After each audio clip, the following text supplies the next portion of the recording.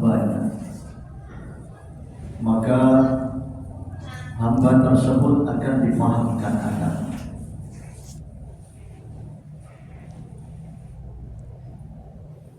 Man yuridillahu bihi khairan yufaqihu fid-din. Barang siapa Allah menghendaki seseorang itu menjadi orang yang beruntung, menjadi orang yang sukses, menjadi orang yang selamat berbahagia dunia akhirat, yufaqihu fid-din, maka Allah akan pahamkan agama. Kepahaman agama tanda-tandanya manakala dia rela mengorbankan diri, waktu, hartanya untuk agama.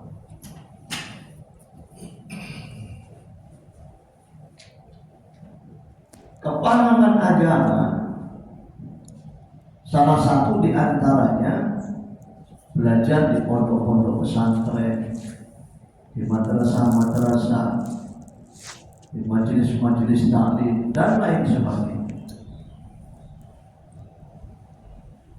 Bila mana Allah semakin cinta kepada hamba tersebut, maka Allah akan sibukkan orang tersebut dengan urusan agama.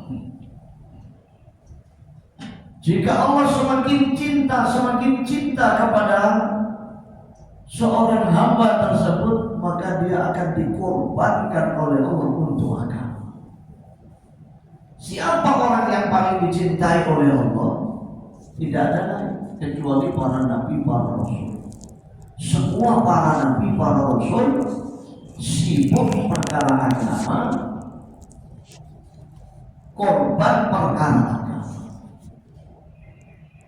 Mulai sejak datuk kita Nabi Adam alaihissalam sampai Nabi akhir zaman baginda Muhammad Rasulullah SAW dengan visi misi yang sama.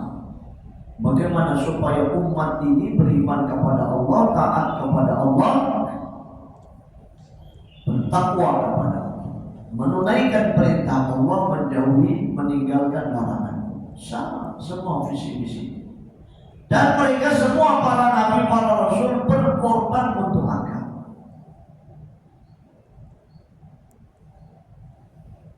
Man tawaqqafat anfasu walam tatawaqqaf hasanatu.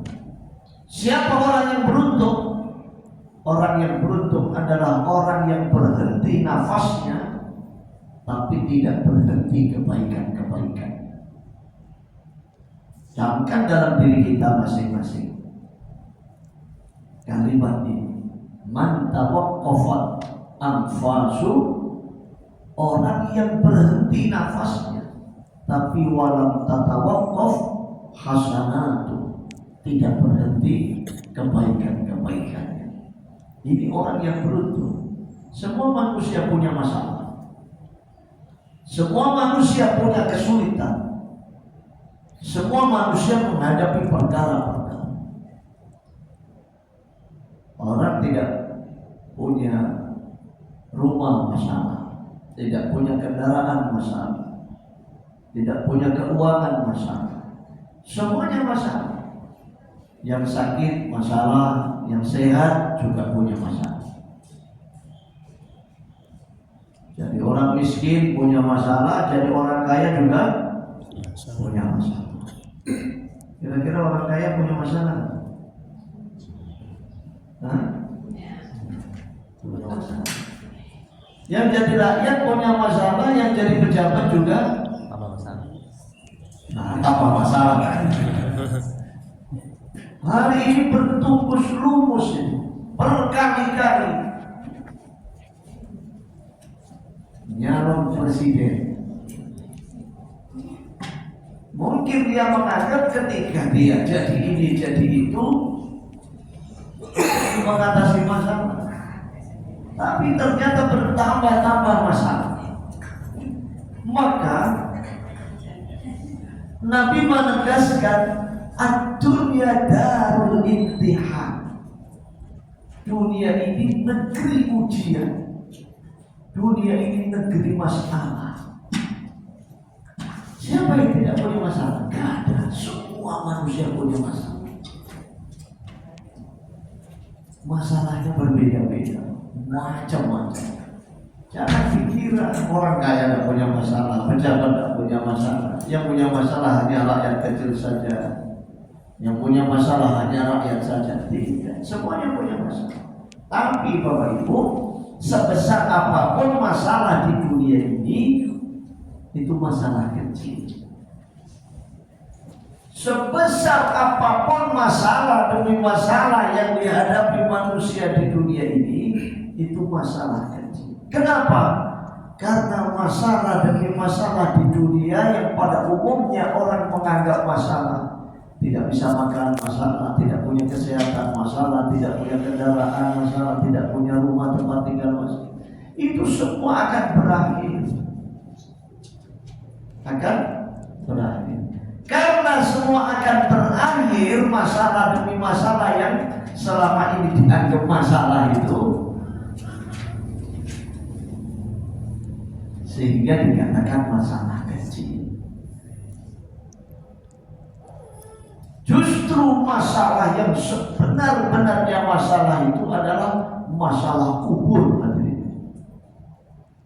Sekecil-kecil masalah ketika berada di alam kubur, itu masalah besar sebesar-besarnya masalah, karena tidak dapat diselesaikan dengan apapun ke dunia ini kecuali agama. Kecuali dengan agama.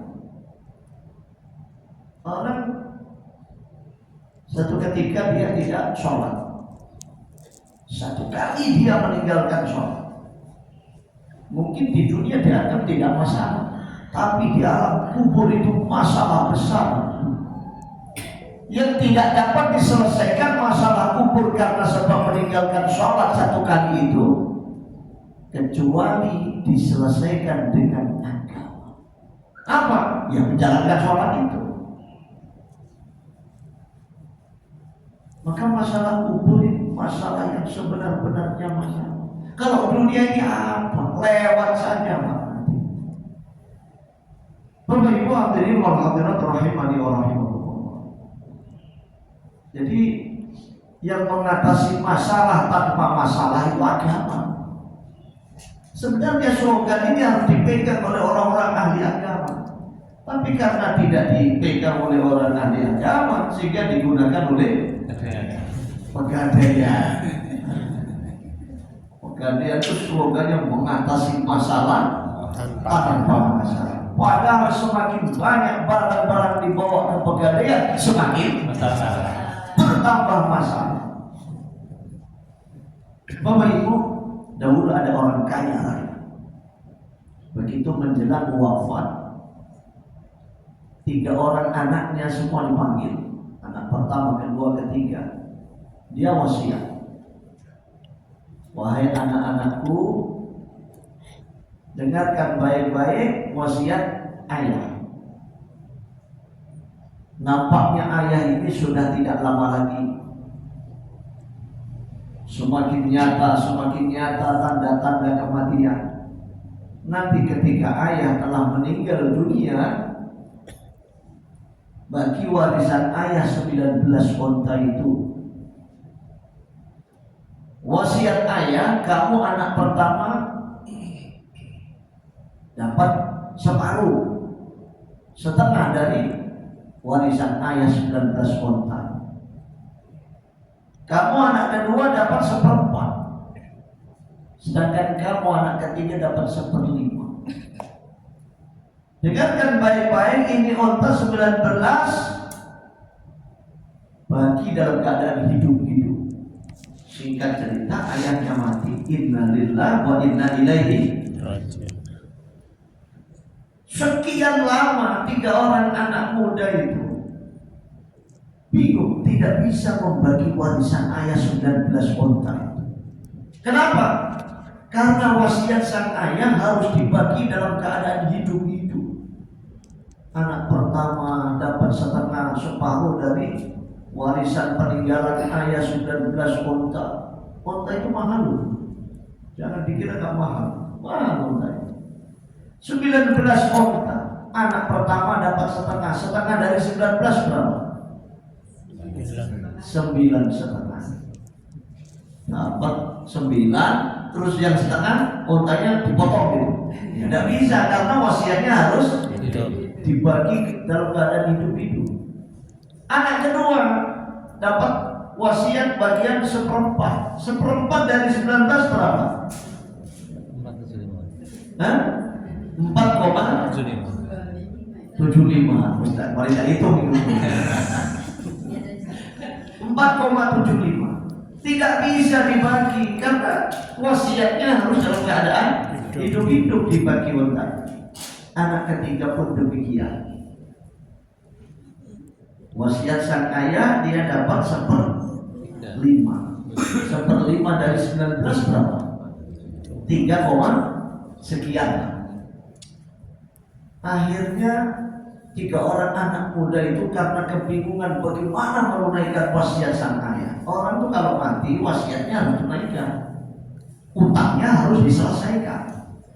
Itu tugasnya hidup-hidup. Gitu. Kalau tidak diselesaikan, tidak ditunaikan, ya mati susah menderita. Lalu 3 orang itu sowan kepada seorang ulama, kiai, sahabat ayahnya. Datanglah kepada kiai disampaikan apa kesulitan hidupnya setelah ayahnya meninggal dunia.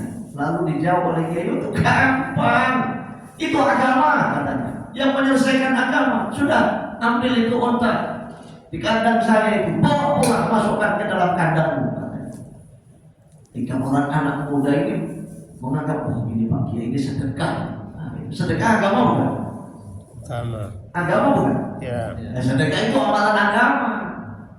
Kata Kiai, ambil unta itu di kandang, tuntun bawa ke rumah, masukkan kandang. Sudah. Tunggu besok saya datang, nanti kamu bagi 3. Sudah, singkat cerita, mereka bertiga itu menunggu-nunggu datangnya Kiai. Ternyata besok datang juga. Kata Kiai, kamu anak pertama, dapat berapa wasiat ayahmu? Dapat setengah Kiai. Ada berapa di kandangmu unta itu? Ada 20 Kiai. Setengah dari 20 berapa? 10. Ambil 10. Apa seneng Pak? Yang asalnya 9,5 dia dapat 10. Dituntut untanya 10. Anak kedua dapat berapa kamu wasiat dari ayahmu? 1/4 Kiai. 1/4 dari 20 berapa? 5. Untung 5 dia ambil unta 5. Apa saja yang asalnya dapat 4,75, dia sekarang dapat 5. Untung Pak, unta 5. Anak ketiga begitu juga. Kamu dapat berapa wasiat ayahmu? Dapat 1/5 Kiai. 1/5 dari 20 berapa? Dapat 4. Yang asalnya dapat 3, sekian, sekarang dia dapat 4,9 Pak. Lalu mereka bertiga diam. Ya ini manggut-manggut. Ada apa kamu diam semua? Ya, masalah lagi dia. Itu masih sisa 1. Itu unta saya. Ini manusia ini sebenarnya kamu masalah sudah selesai. Kenapa memikirkan unta 1 itu? Jadi yang mengatasi masalah tanpa masalah itu agama. Masalah 3 orang anak muda itu selesai, Kiai pun tidak kehilangan untanya. Kalau kehilangan unta masalah juga nanti. Jadi hadirin yang mulia, jangan sekali-kali mencari penyelesaian persoalan di luar agama. Tidak bakal ketemu. Orang hari ini mengatasi masalah di luar agama, berbuat maksiat, berbuat dosa, itu bukan selesai masalahnya, cuma lupa sedikit. Mereka punya masalah ke diskotik, itu bukan masalahnya selesai, tidak, lupa. Nanti pulang ingat lagi masalah tambah besar itu. Begitu seterusnya dan seterusnya. Maka dengan agama, karena yang mendatangkan masalah ini hakikatnya Allah Ta'ala. Allah Ta'ala yang menurunkan agama. Maka agama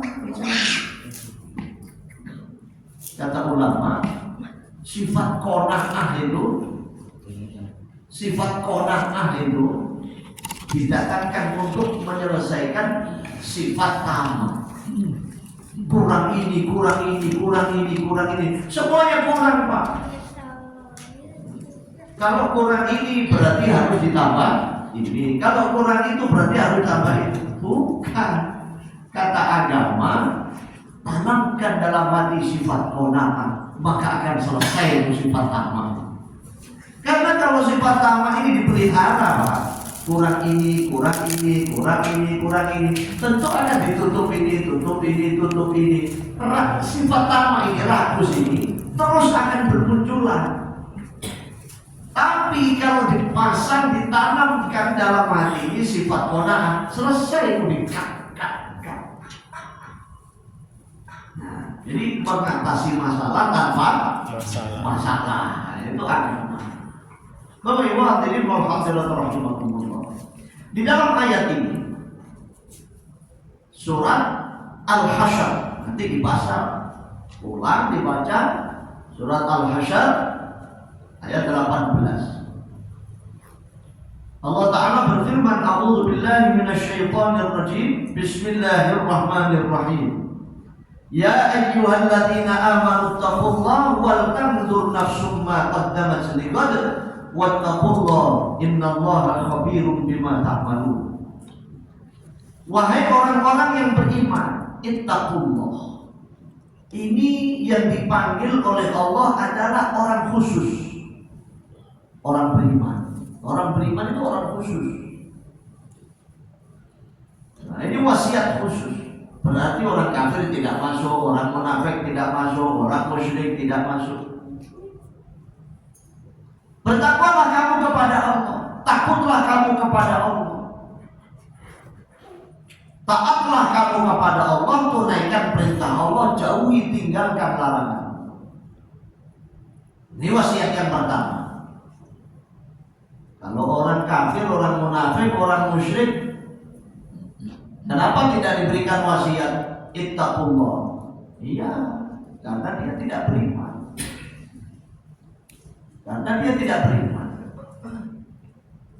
Orang-orang beriman ini yang diberi wasiat ittaqullah, takutlah kamu kepada Allah. Orang beriman ini punya potensi untuk tidak takwa. Kalau orang kafir, orang munafik, orang musyrik, ya sudah jelas nyata. Wal tanzur nafsum ma qaddamat lighad.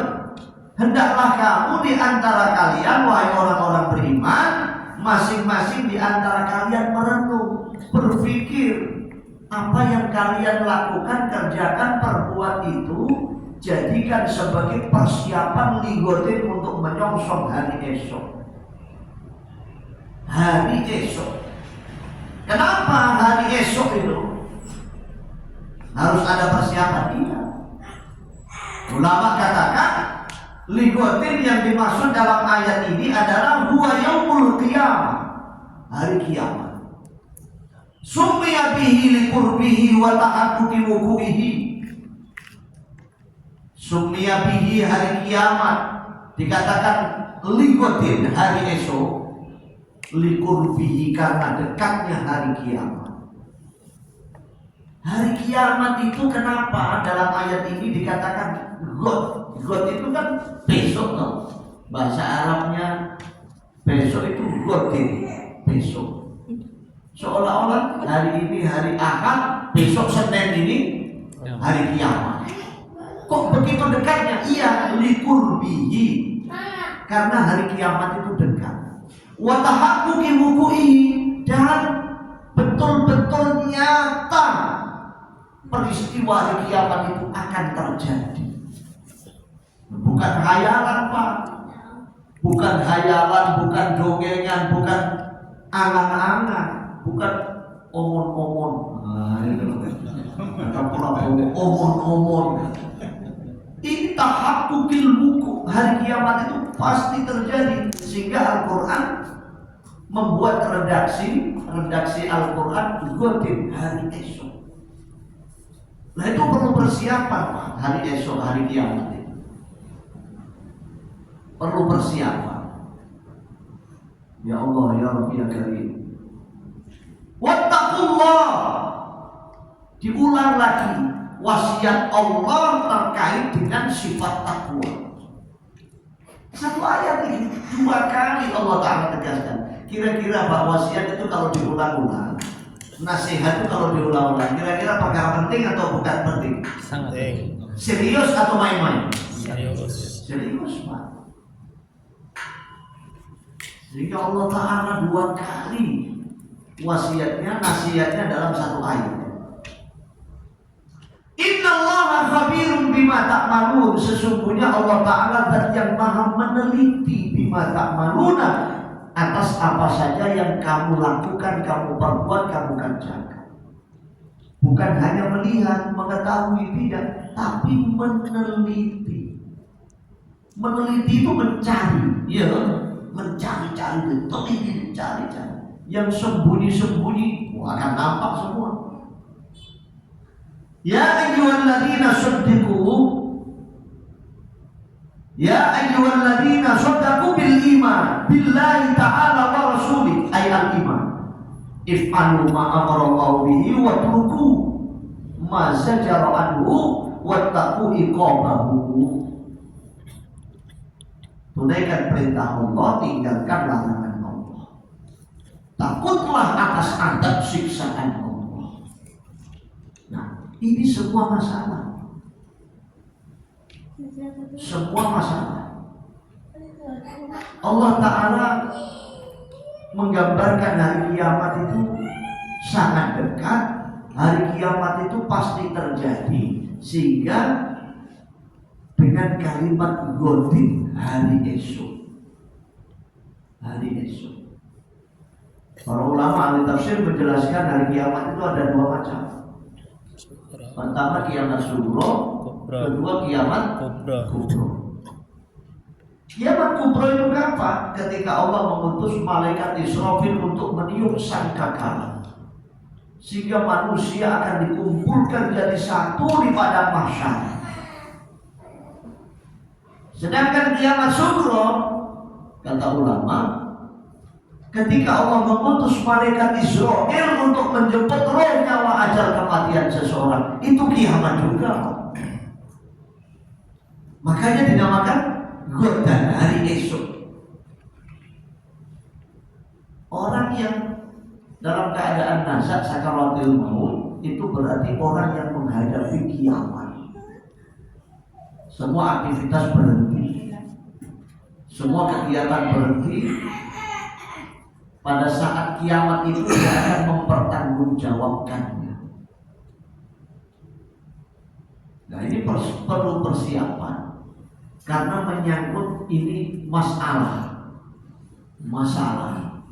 Menghadapi kematian itu masalah, menghadapi mahsyar itu masalah, semuanya masalah. Yang menyelesaikan ini agama. Apa itu agama? Apa saja yang ada dalam diri baginda Rasulullah SAW itu agama. Wa ma atakumur rasul fakhudhuhu wa ma nahakum anhu fantahu. Apa yang dibawa oleh Rasul, ambillah, itu agama. Apa yang dilarang oleh Rasul, tinggalkanlah, itu agama. Saya ingin enggak ya? Kadang-kadang orang disampaikan ini amalan Nabi, ini sunnah Nabi, ada sunnah aja. Tidak mau mengambil. Ini sesuatu yang Nabi tidak suka, ini makruh. Alah, makruh. Bagaimana?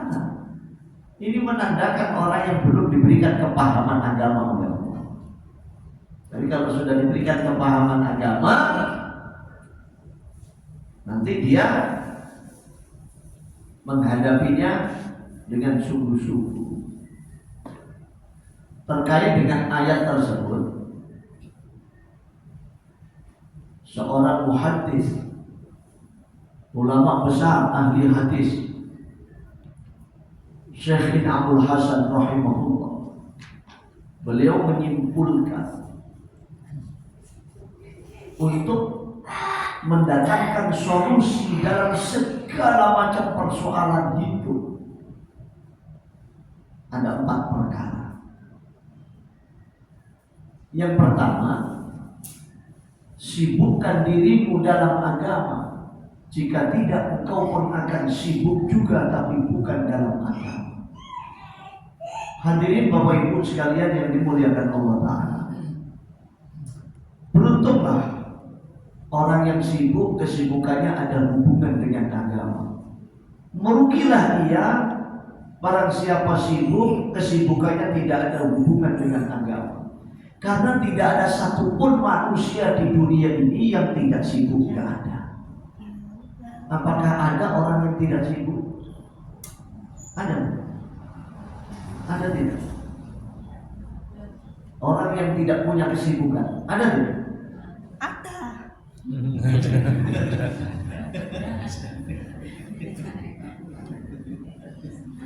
Kalau ada orang mengatakan, Tuhan, ini ada seorang anak muda, tidak punya pekerjaan, tidak punya kesibukan, dia kesana kemari, bambung tidak karuan julung-tulungnya. Anak muda yang bambung itu sibuk juga, sibuk dengan bambungnya. Nanti bambungnya, Surabaya kental ini bambung. Kalau ada orang mengatakan, Tuhan, ini ada orang yang tidak punya pekerjaan, tidak punya kesibukan, pagi, siang, malam tidur dan tidur saja. Orang yang tidur itu pun sibuk juga, sibuk dengan tidur. Tuhan, ini ada seorang anak kecil, dia hanya main-main saja, tidak punya kesibukan, tidak punya pekerjaan. Anak-anak kecil yang main-main itu pun sibuk juga, sibuk dengan main-mainnya. Jadi tidak ada di dunia ini orang yang tidak sibuk, tidak ada, satu pun tidak ada, semuanya sibuk. Maka beruntunglah manakala seseorang itu sibuk, kesibukannya ada hubungan dengan agama. Bagaimana caranya? Berangkat pagi, pulang sore, berangkat ke kantor pagi hari, niat untuk li'ila'i kalimatillah, mencari nafkah, tanggung jawab untuk anak, istri, keluarga, supaya dia biar bisa bersedekah untuk fasilitas agama macam-macam. Berangkat ke kantor sampai pulang kembali, ini dicatat, ditulis oleh para malaikat, juru tulis sibuk agama. Kira-kira dapat pahala tidak? Kalau suami mencari nafkah untuk kehidupan anak istri, dapat pahala kan? Makanya orang beriman itu, masya Allah, luar biasa. Tapi ketika sudah sibuk bekerja, berangkat pagi, pulang sore, mencari nafkah, dapat nafkah untuk fasilitas ibadah, ini baru namanya sibuk agama. Ini kadang-kadang enggak. Sibuk bekerja dari duit, setelah dapat duit digunakan untuk maksiat. Na'udzubillah min. Ada tidak orang begitu? Hah? Ada. Mana? Belum datang. Ya Allah, na'udzubillah. Makanya bangun rumah mewah itu gak apa-apa. Beli mobil mewah, gak apa-apa. Niatkan bangun rumah mewah besar untuk fasilitas agama, untuk menerima tamu biar nyaman, tamunya betah. Di rumah nanti untuk menjamu para tamu, di rumah nanti untuk majelis taklim, halaqah taklim, halaqah Quran.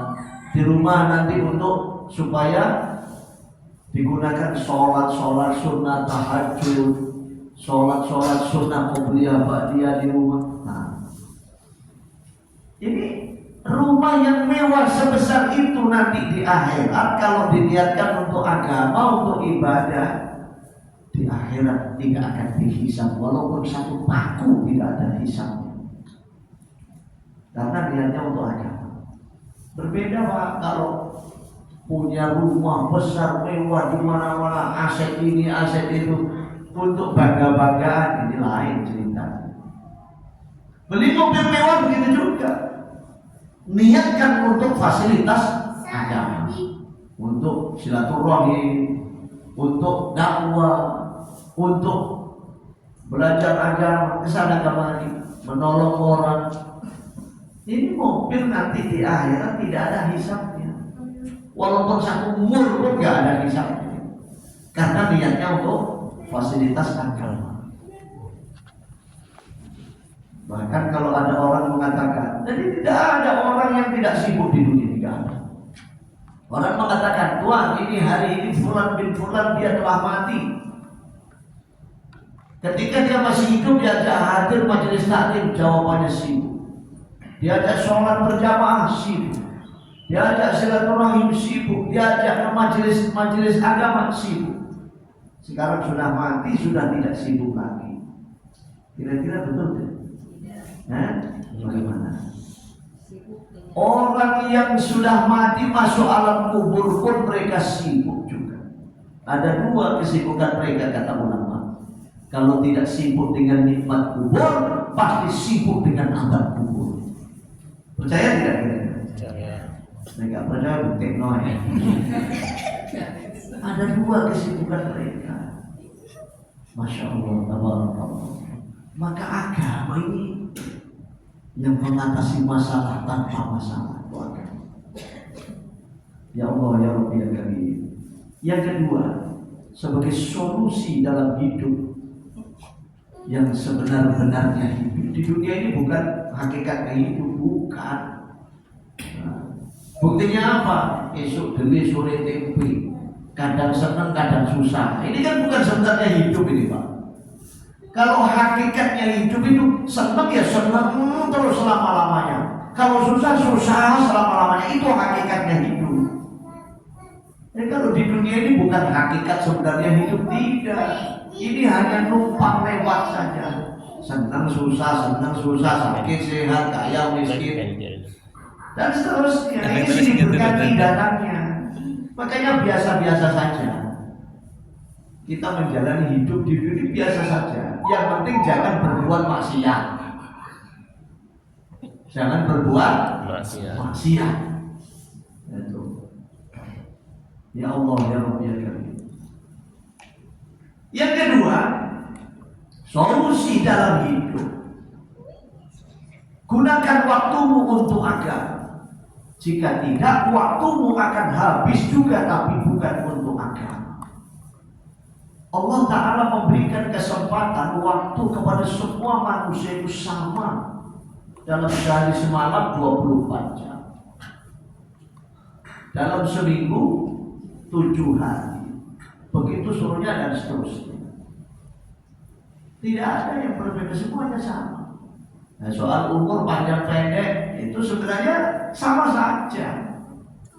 Sama saja, umur panjang, umur pendek itu sama saja. Tidak ada bedanya. Bahkan Nabi mengatakan man tala umruhu wa hasuna amaluhu. Orang yang beruntung umurnya panjang, baik lakonnya. Ada juga yang lebih beruntung umurnya pendek, banyak kebaikannya. Yang paling celaka ini kalau umurnya panjang, kejahatannya panjang. Umurnya pendek, kejahatannya terus menerus, tidak ada henti-hentinya. Makanya Nabi mengatakan tuba li 'abdin ja'alahu Allah miftahan li khair wa yulaqan lisyarr. Beruntunglah orang yang menjadi kunci terbukanya kebaikan-kebaikan. Sampai dia mati, hari kiamat itu datang, kebaikan terus mengalir pahalanya. Karena dia kuncinya. Begitu juga sebaliknya, orang yang celaka, wa wailul li 'abdin ja'alahu Allah miftahan lisyarr wa yulaqan lil khair. Sungguh sangat celaka orang yang menjadi kunci terbukanya keburukan-keburukan. Kejahatan, kezaliman, kemaksiatan di mana-mana tersebar sebab satu orang. Karena dia pelopor. Walaupun dia mati, kejahatannya terus masih ada. Ini orang celaka. Na'udzubillah min. Maka waktu ini yang Allah berikan kepada kita semuanya, bagaimana supaya dihabiskan untuk agama. Saking pentingnya waktu, Allah Ta'ala bersumpah atas nama waktu. Wal asri innal insana lafi khusrin illa alladziina amanu wa 'amilus shalihati wa tawashaw bil haqqi wa tawashaw bis sabr. Demi masa semua manusia akan merugi, menyesal, celaka. Illa alladziina amanu, kecuali orang-orang yang beriman. Wa 'amilus shalihat, dan orang-orang yang beramal saleh. Wa tawashaw bil haqq wa tawashaw bis sabr, orang-orang yang antar sesama saling berpesan, berwasiat atas kebenaran, atas kesabaran. Sayyidina Umar mengatakan, hasibu anfusakum qabla an tuhasabu wattaqullah, wa karrara al-amru bit taqwa lit ta'kid wal hathu ala ma yanfa'u fil akhir. Fa inna Allah la takhfa alayhi min a'malikum wa ahwalikum khafiyah, fa huwa mujazikum bi a'malikum saghiriha wa kabiriha, qaliliha wa katsiriha. Waktu ini akan ada pertanggungjawaban.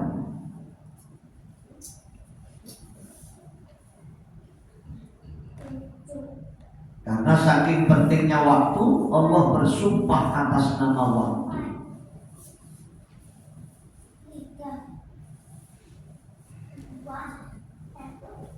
Bahkan ada seorang mufassir itu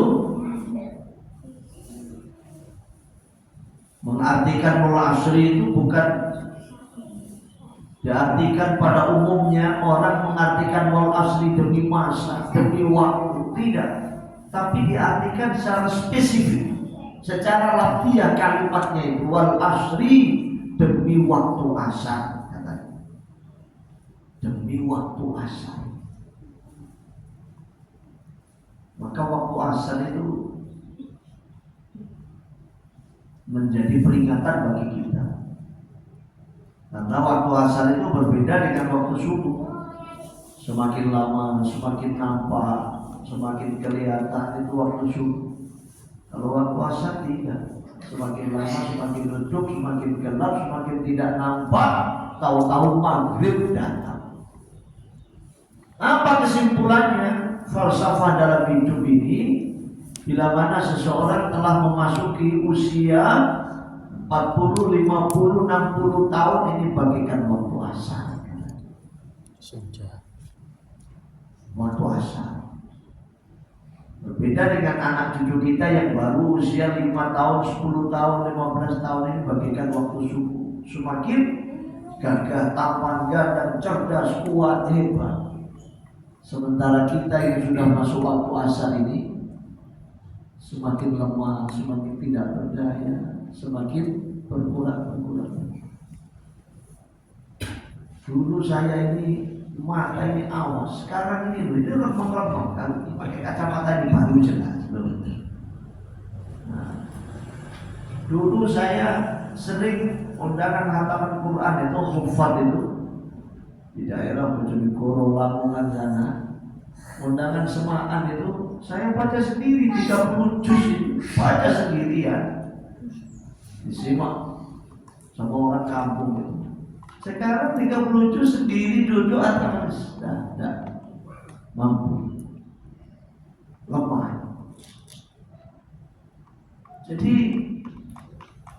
waktu yang Allah berikan kepada kita ini digunakan untuk kebaikan atau tidak akan habis. Seperti es batu kan. Es batu itu digunakan atau tidak akan mencair. Umur begitu juga, digunakan untuk kebaikan atau tidak akan lewat begitu saja. Saya pertama kali di sini, taklim di sini sudah ada 10 tahun yang lalu ya. Perasaan Pak Agus ini masih muda, sekarang ini sudah tua. Mana Mas Pedro ini? Itu tasawuf.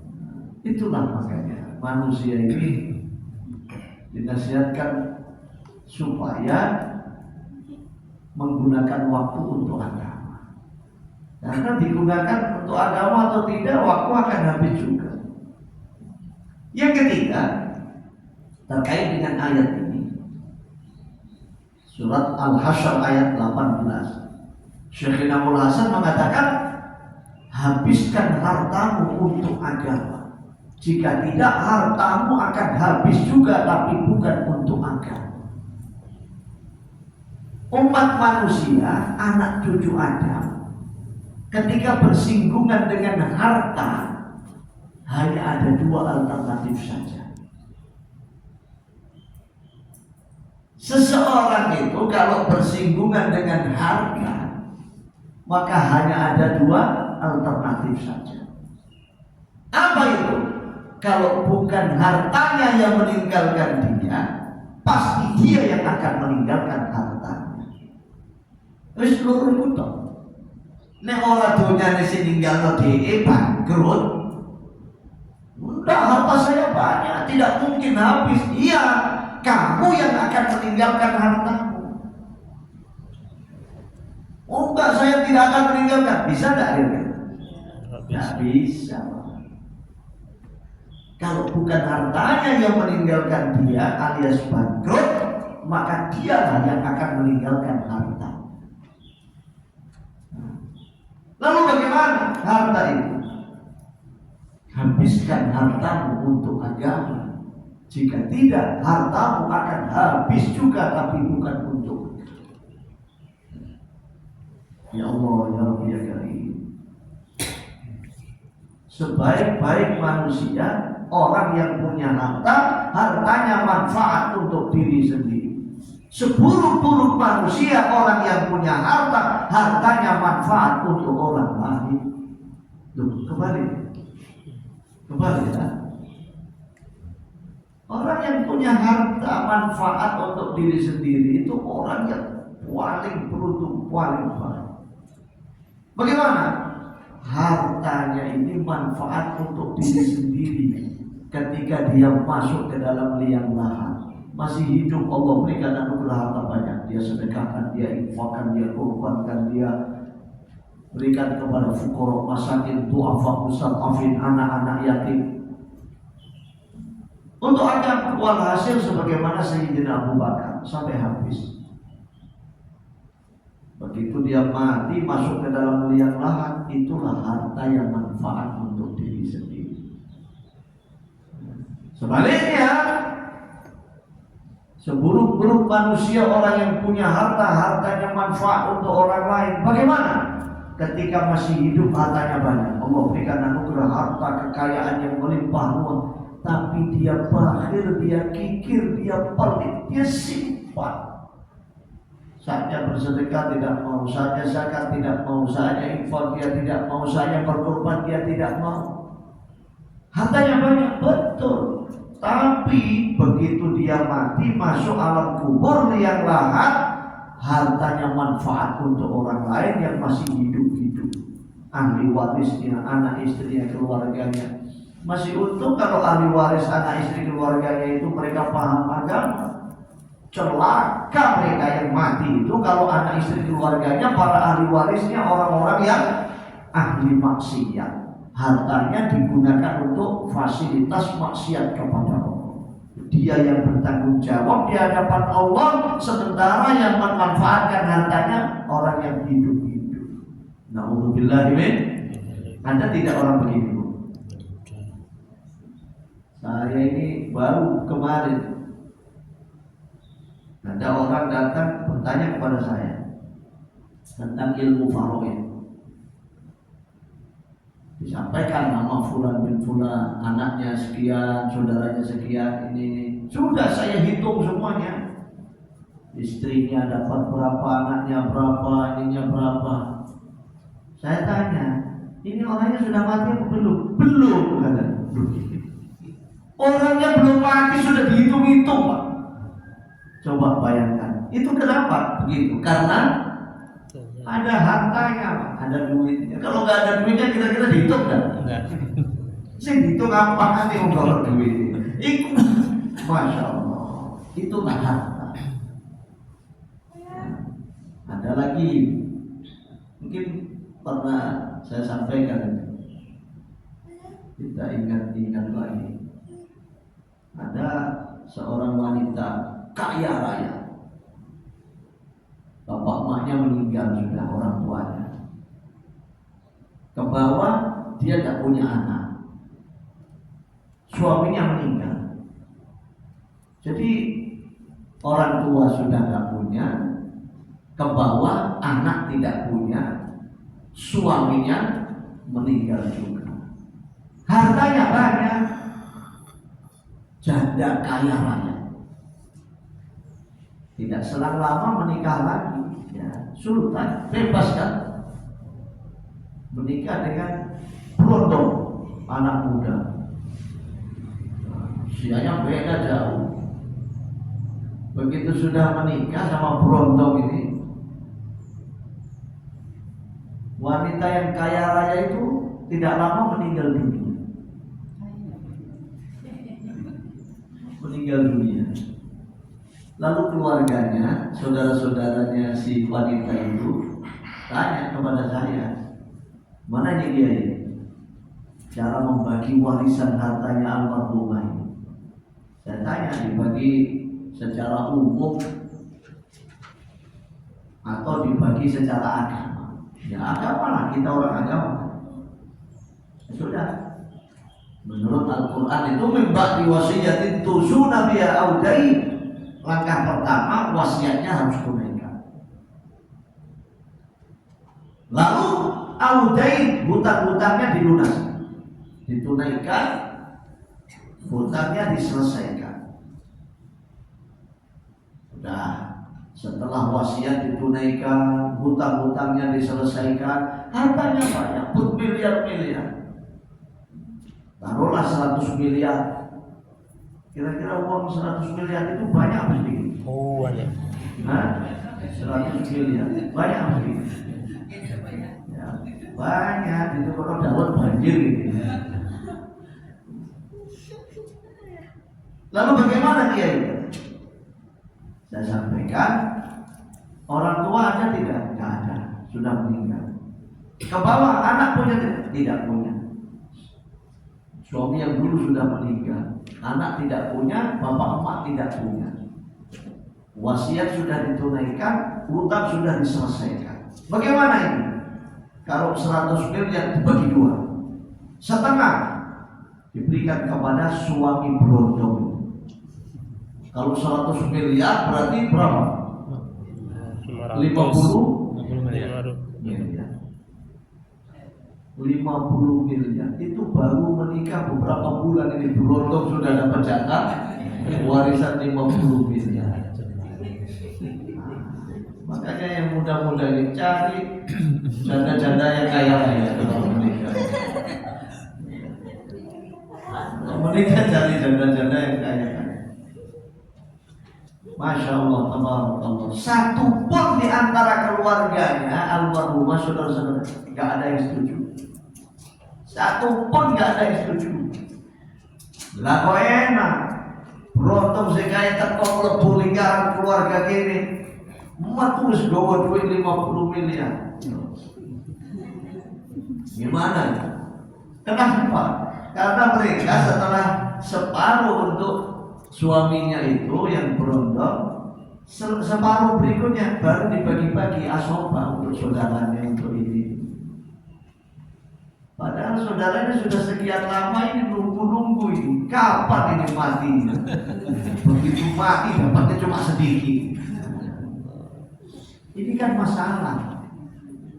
Makanya mumpung masih hidup Allah berikan anugerah harta, habiskan hartamu untuk agama. Jika tidak, hartamu akan habis juga, tapi bukan untuk agama. Takbir pertama dalam sholat jenazah baca Fatihah. Takbir kedua baca Salawat. Takbir ketiga doa untuk almarhumah. Takbir keempat doa juga. Allahumma la tahrimna ajruhu wa la taftinna ba'dahu wa ighfir lana. Kalau mayatnya perempuan, Allahumma la tahrimna ajruha wa la taftinna ba'dahu. Ya Allah, jangan jadikan fitnah, huru hara, kekacauan sejak sepeninggal mayit almarhum gara-gara harta yang dia tinggalkan, keluarganya ribut kacau. Ini sengsara menderita mayit. Makanya jangan sekali-kali meninggalkan harta yang menyebabkan kekacauan. Bagaimana? Ya ngomong dulu, tekno kan gua ngomong. Nah, itu. Yang keempat, matilah engkau dalam agama. Jika tidak, engkau pun akan mati juga, tapi bukan dalam agama. Siapa manusia yang tidak mati? Semuanya mati. Tapi beruntunglah seseorang itu mati dalam keadaan berpegang teguh terhadap agama. Al-Quran mengatakan wala tamutunna illa wa antum muslimun. Jangan sekali-kali kamu mati kecuali mati dalam keadaan amal agama. Amal agama Islam. Bukan sekedar mati dalam keadaan Islam, tidak, tapi mati dalam keadaan amalkan agama Islam. Kalau cuma mati dalam keadaan Islam, dilihat mati, KTP-nya Islam, tapi nggak tahu sholat. Nah, kalau orang begini nih, saatnya sholat nggak sholat, saatnya puasa nggak puasa, mati, katanya agamanya Islam. Orang begini nanti di akhirat yang masuk surga KTP-nya. Orangnya enggak, orang yang nggak sholat, yang Islam KTP-nya. Jangan sekali-kali kamu mati kecuali mati dalam keadaan amal agama Islam. Nabi Yusuf itu di akhir-akhir umurnya beliau memohon kepada Allah dua hal. Rabbi qad ataitani minal mulki wa 'allamtani min ta'wilil ahadits fatiras samawati wal ard anta waliyyi fid dunya wal akhirah tawaffani muslimah wa alhiqni bish-shalihin. Ya Allah, dua hal yang diminta oleh Nabi Yusuf. Matikan kami dalam keadaan muslimah, mati keadaan Islam, husnul khotimah nanti. Kemudian yang kedua, wa alhiqni bish-shalihin. Ya Allah, kumpulkan kami, pertemukan kami setelah mati bersama orang-orang saleh. Itu puncak kemuliaan. Sudah tidak ada lain lagi. Orang kaya jadi pejabat, semuanya itu mengarah ke situ, mengarahnya ke situ. Tidak ada lagi.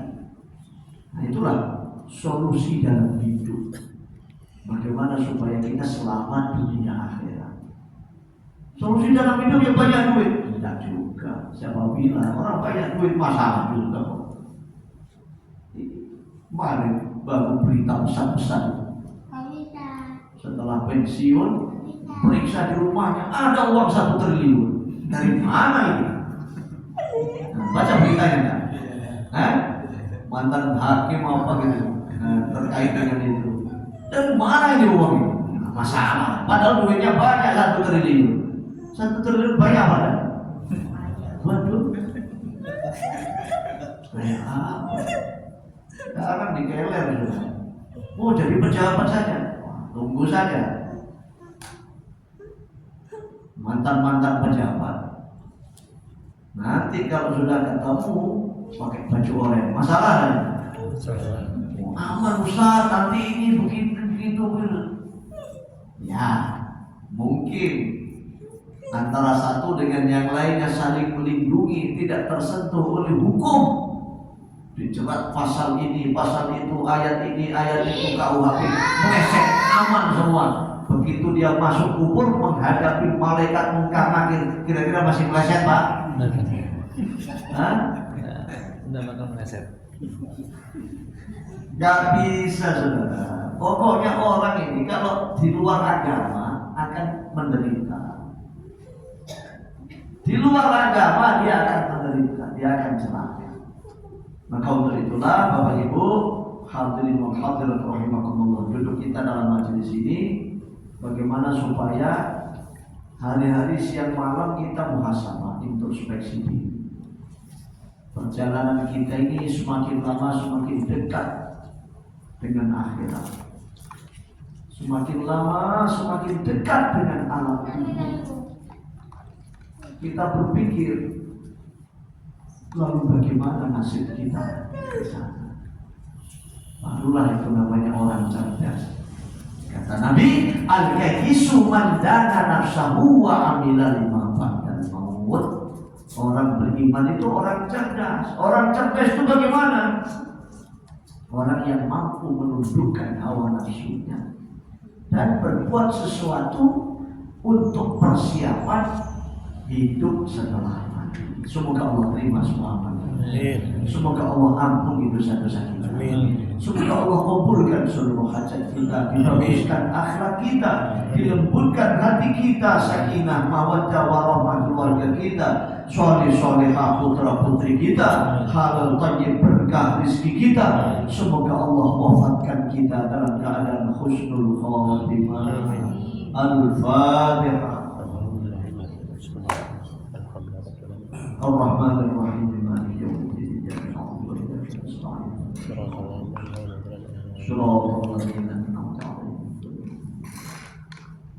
Assalamualaikum warahmatullahi wabarakatuh.